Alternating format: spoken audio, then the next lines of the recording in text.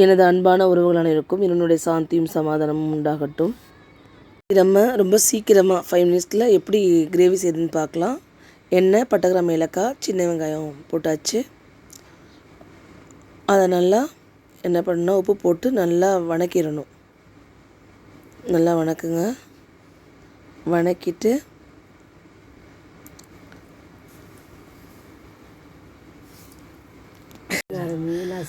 நல்லா பாருங்கள், அது நல்லா வணங்கிட்டுருக்கு. நல்லா கொஞ்சம் வணங்கணுன்னா அந்த சிக்கன் அதில் போட்டுடணும். நல்லா நம்ம வாஷ் பண்ணி வச்சுருக்க சிக்கன் நல்லா போட்டுட்டு நல்லா அதில் நல்லாவே பிரட்டணும். பிரட்டிட்டு தக்காளி போட்டுடணும்.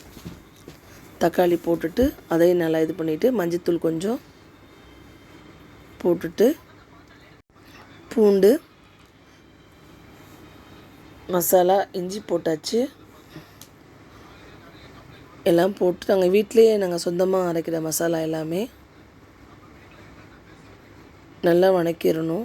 நல்லா வணக்கிட்டு புதினா கொத்தமல்லி கொஞ்சம் போட்டுட்டு அது வேகிற அளவுக்கு நம்ம தண்ணி விடணும். கொஞ்சம் நல்லா நம்ம இது பண்ணால் தான் அந்த சிக்கனில் இருக்க தண்ணிலாம் வரும் வெளில. நல்லா சுருள கிண்டிட்டு கருவேப்பிலை கொஞ்சம் போட்டுட்டு, ஏன்னா அப்போ தான் அந்த பச்சை வாடை போகும். நம்ம எந்த அளவுக்கு நம்ம கிண்டுறோமோ அப்போ தான் அந்த பச்சை வாடை போகும். தண்ணியை ஊற்றியாச்சு. நல்லாவே கிளறிடுங்க. பாருங்கள், கொஞ்சம் நேரத்தில் எவ்வளோ ஒரு இதாக அது நல்லா கிரேவி மாதிரி.